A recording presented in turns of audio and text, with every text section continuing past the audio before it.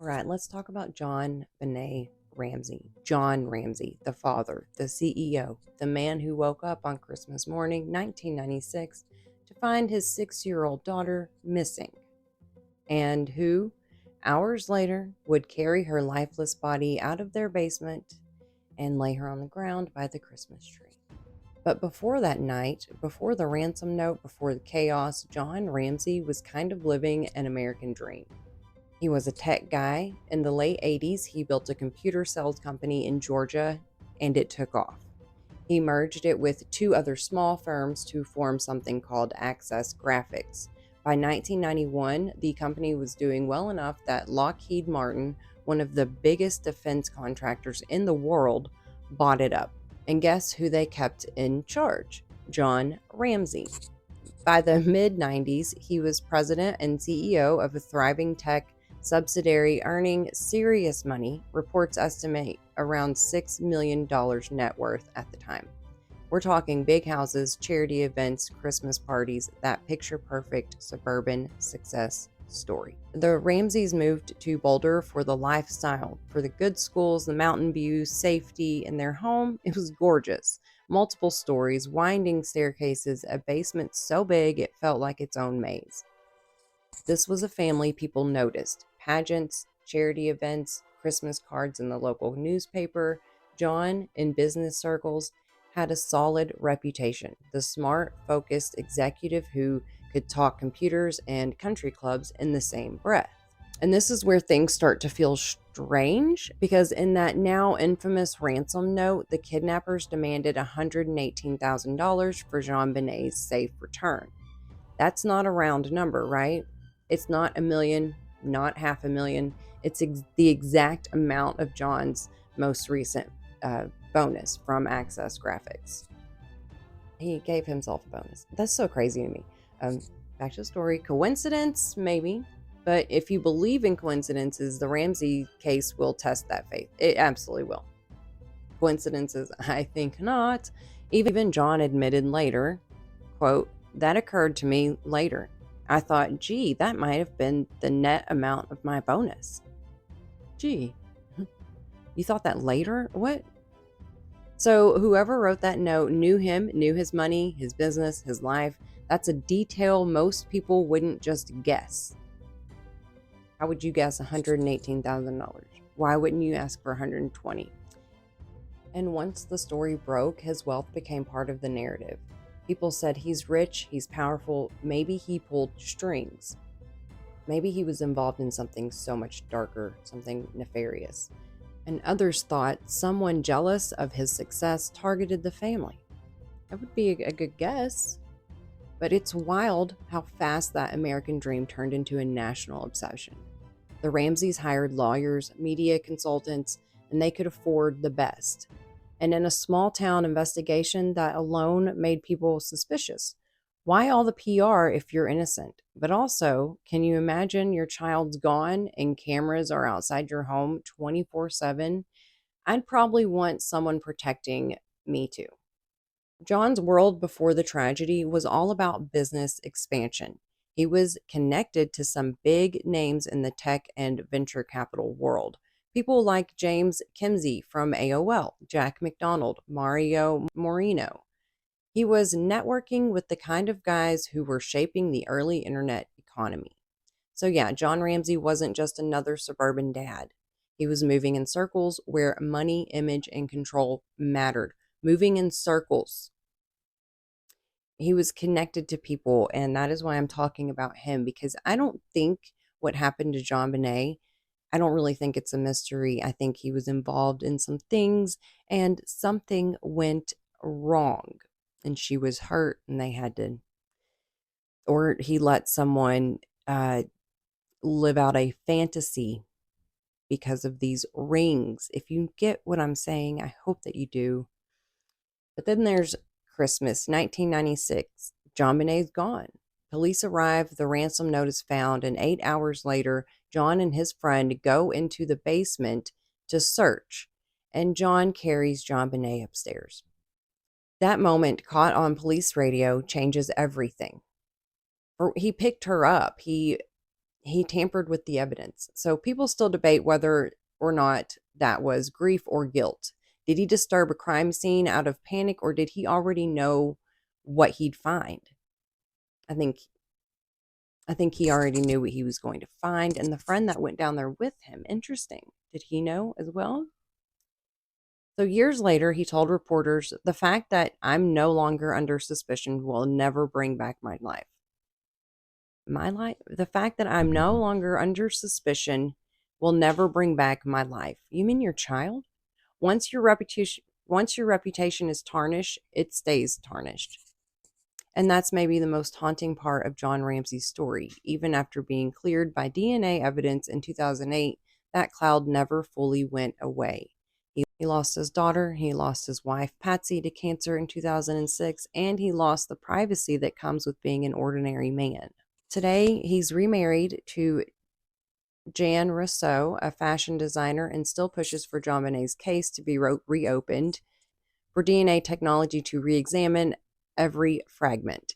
He's the one keeping the story alive, even when so many people moved on. And maybe that's the paradox of John Ramsey. A man once painted as the powerful villain of Boulder, now the grieving father fighting for answers. Behind every headline and every theory about the rich family with secrets was a man who built an empire and lost one thing money could never buy back. If John Ramsey was the businessman, the image of success and stability, then Patsy Ramsey was the sparkle. She was beauty, charm, southern grace, the woman who wanted her life to feel like a storybook. Born Patricia Ann Paugh, P-A-U-G-H, in 1956 in West Virginia, she grew up in a world that celebrated polish and presentation. By her early 20s, she was already wearing a crown. She was Miss West Virginia 1977. We're going to have to go into a deep dive in the pageantry stuff as well, because it's pretty creepy. All right, so people who knew Patsy said she was magnetic. She loved entertaining, decorating, and celebrating. And when she married John Ramsey, the successful tech executive, it was like two versions of the American dream collided. A pageantry, Miss West Virginia and this successful tech executive coming together. It is the American dream.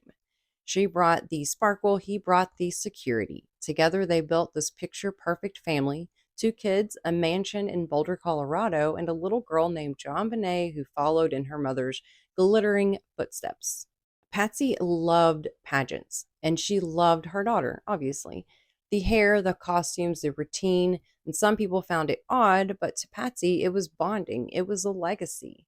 John Bonet was her mirror. He had that same smile, same poise, same confidence Patsy had once had on stage. And that image, the sequins, the perfection, it mattered to her. It mattered to Patsy. Because deep down, Patsy knew what it meant to be judged by appearances. But on December 25th, 1996, the Ramsey house looked like a Hallmark card. Picture-perfect tree, gifts under the branches, lights in every window. But inside that home, something unthinkable was about to happen. By morning, John Bonet was gone. This is the original 911 call. I did clean it up a little bit of effects to try to clean up the noise. Okay, so here's the original call. 911 emergency. Police. What's going on? 515th Street. What's going on there, ma'am? We have a kidnapping. Hurry, please. Explain to me what's going on, okay? There's a note left and our daughter's gone. A note was left and your daughter is gone? How old is your daughter? 6 years old. She's gone. 6 years old. How long ago was it? I don't know. I just found the note. And my daughter's gone. Does it say who took her? What? Does it say who took her? I don't know. There's a ransom note here. It's a ransom note? It says SBTC. Victory. Please. Okay, what's your name? Are you Patsy Ramsey? I'm the mother. Oh my God. Please. I'm sending an officer over, okay? Please. Do you know how long she's been gone? No, I don't. And a ransom note, 3 pages long, 3 pages, was waiting at the bottom of the staircase. 3 pages, and I've also heard 2 pages.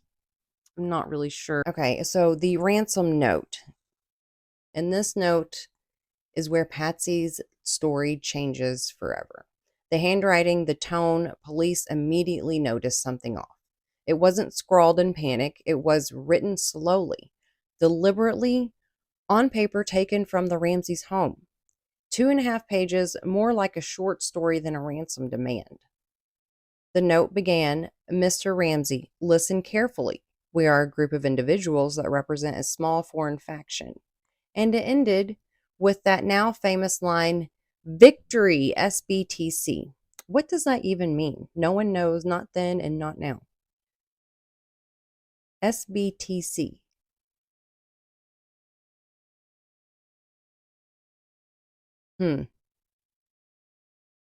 Nobody knows now either? That's very interesting. So, when investigators compared the writing samples from both John and Patsy, they noticed something. Several letters, curves, and flourishes in the ransom note matched Patsy's handwriting. Now, it's important to be clear, no forensic expert has ever definitively said she wrote the note. No one's ever said that. But multiple analysts found similarities too strong to ignore. A former FBI handwriting specialist, Gideon Epstein, testified that while he couldn't conclusively prove she wrote it, there were enough similarities to raise some serious concern. In 2000, another independent analysis said outright, if this had been a bank robbery note, we'd have arrested the mother. Wow, that's harsh. But that's part of why Patsy became the face of suspicion. I believe Patsy's covering for her husband. And then came the interviews and the press conferences, the way she dressed in bright colors, smiled through grief. Some people saw confidence, others saw performance. When she and John went on CNN to plead for help, viewers analyzed every blink, every breath, every movement.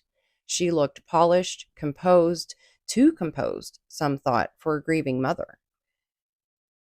But what if that's just who she is? She is a pageant queen who'd been trained her whole life to keep her chin up no matter what. So I don't know that we can really look at her behavior and analyze that, because she was trained from a very small age to show no emotion. The ransom note itself became a psychological weapon. It wasn't just a clue, it was a mirror. Every phrase, every misspelled word felt like it reflected back on Patsy. Patsy told investigators that she couldn't remember writing anything that night, that she'd gone to bed after a long Christmas party. But to police, her penmanship was a red flag they couldn't unsee.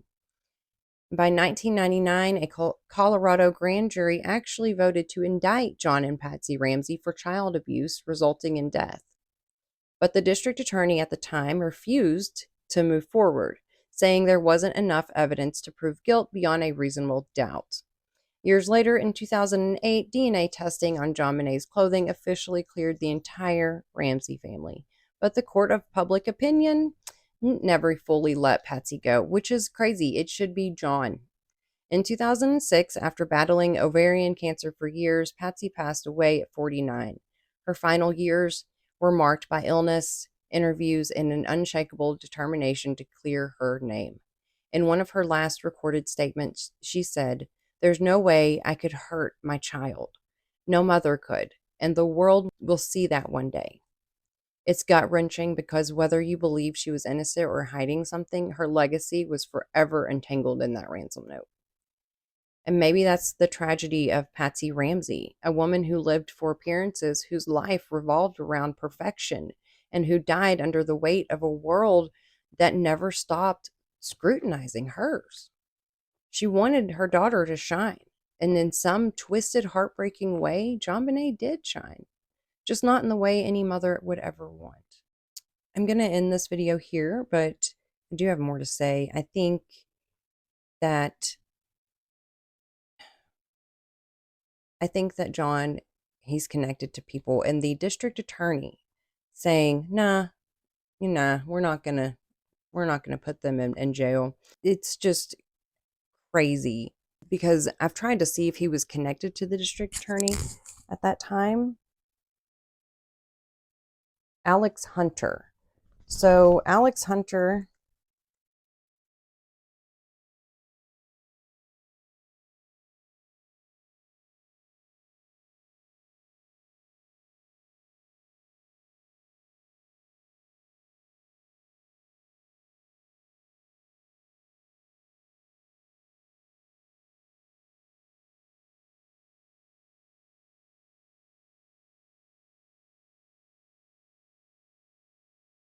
okay, there's something on Reddit about Alex Hunter, and he spoke out. And then someone put it on Reddit.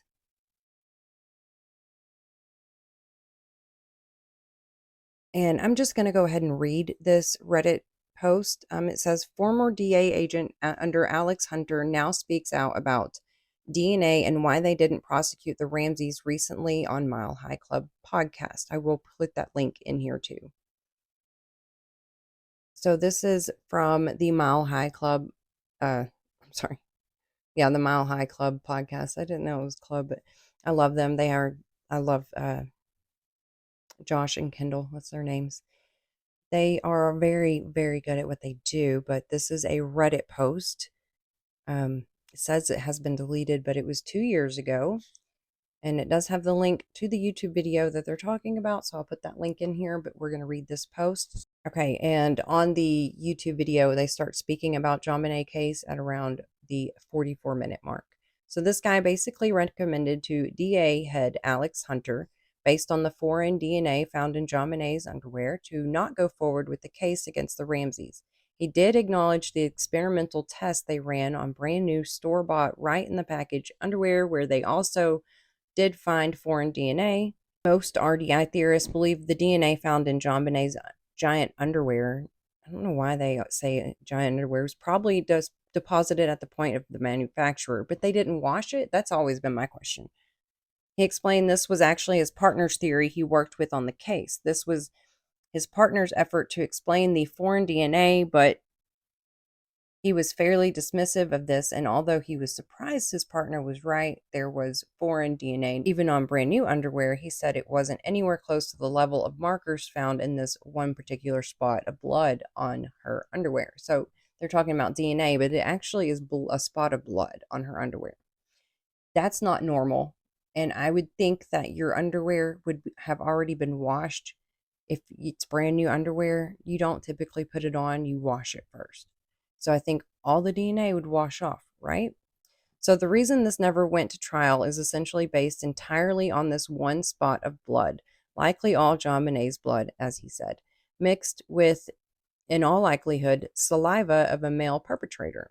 They know it's not foreign sperm, and they are nearly certain it's not foreign blood.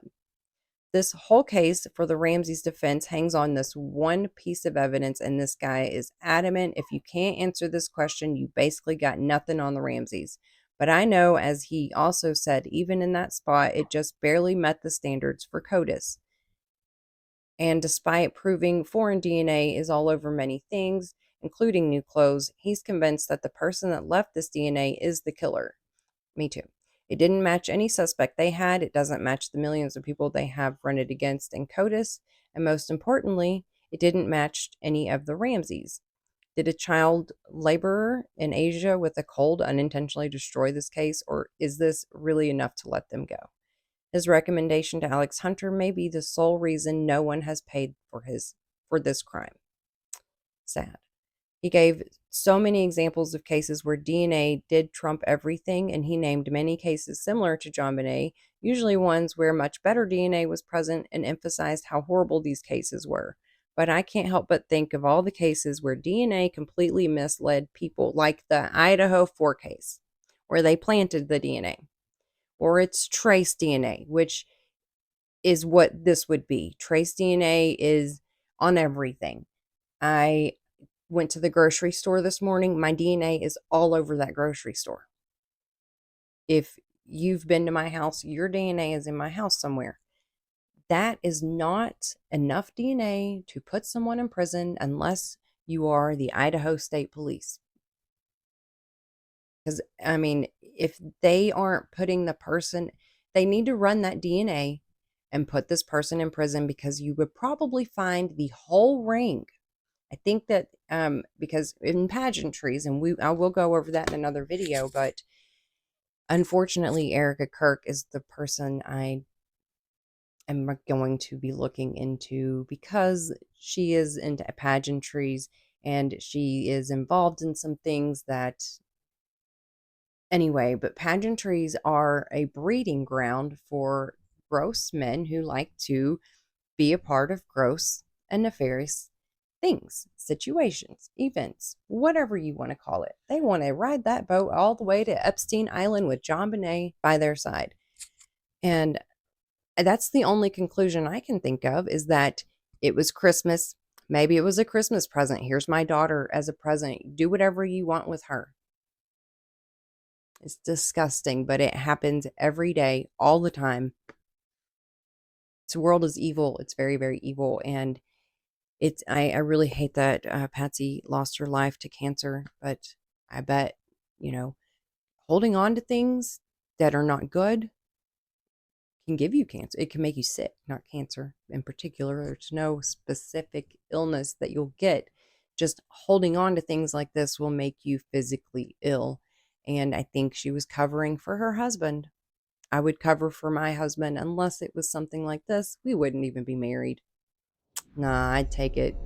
I'd take justice into my own hands in that case.